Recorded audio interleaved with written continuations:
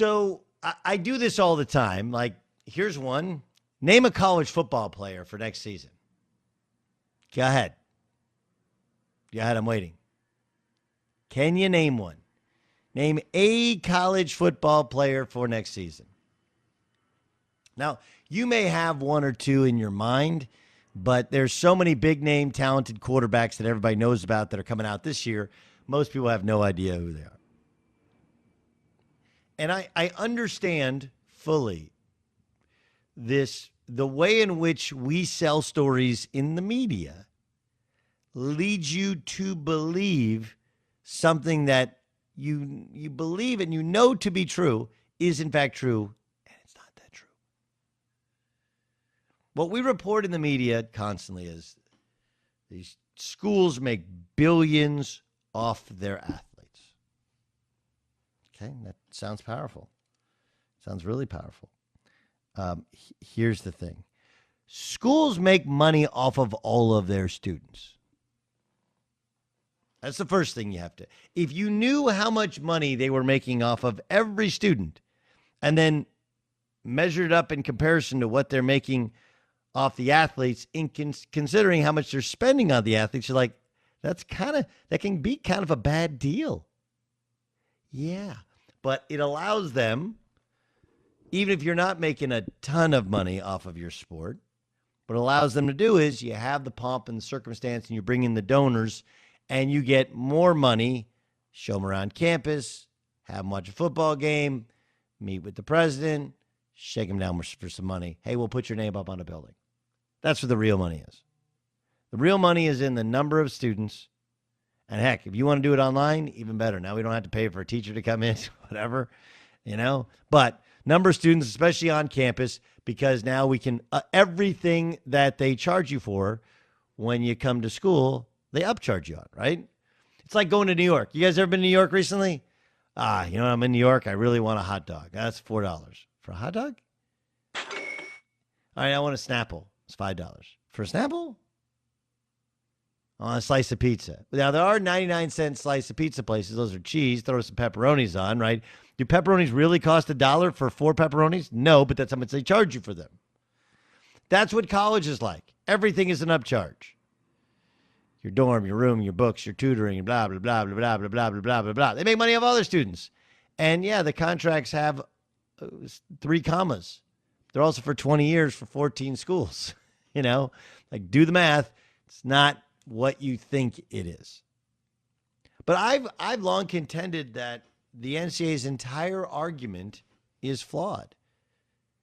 Instead of saying we don't pay players at all, they said, look, the compensation is in getting into college, supporting while you're in college in both your athletic endeavors and your academic endeavors. And what we can really do is we can build up your brand. And it can become synonymous with our brand. Jalen Suggs is a perfect example. How many of you had heard of Gonzaga basketball before last night, before this weekend? I'm going to guess most all of you. Did you know who the head coach was? Probably. Did you know Adam Morrison, former player? Yes. How many other former players? Dan Dickau, maybe? Like, who else am I forgetting? Did Zach Collins play there? Is he still in the NBA? Yes. Yes. The rest of them are just like, hey, they had a bunch of white guys that could shoot. Like, they weren't out. Ronnie Turnoff wasn't white. Jeremy Pargo wasn't white. There's Nigel Williams-Goff wasn't white. But whatever. You're more right than you are wrong. Got it. That's when you think of good, you're like Gonzaga, Dan Dickau, Adam Morrison, white guys, Mark Few, Washington. That's all I know. That's their brand. Playing a small conference. Every year we question whether they can play against the big conferences. They do to some extent to a very high level of success. Now you enter in Jalen Suggs. Did you know who Jalen Suggs was before this weekend? Ask yourself. Be honest with me. Most of you are like, I had no idea. Did you know he's from Minnesota? He played quarterback in high school. Did you know anything? No. Now you're like, I love this kid. Same with Baylor. Did you know who Davion Mitchell was before last night? Did you really? You're like, nah, I didn't really know. And now you're like, oh, Davion Mitchell? Yeah, I know him. You know, he went to Auburn, and then he's at Baylor. You know, barely played at Auburn. By the way, he leaves Auburn. They go to the national championship game. That's the year he's sitting out. That had to be hard to sit there and watch. And then this year, he leads the country in three-point percentage after struggling to shoot his freshman year at Auburn. Leads the country in field goal percentage, minutes per game, games started, and he leads his team in scoring.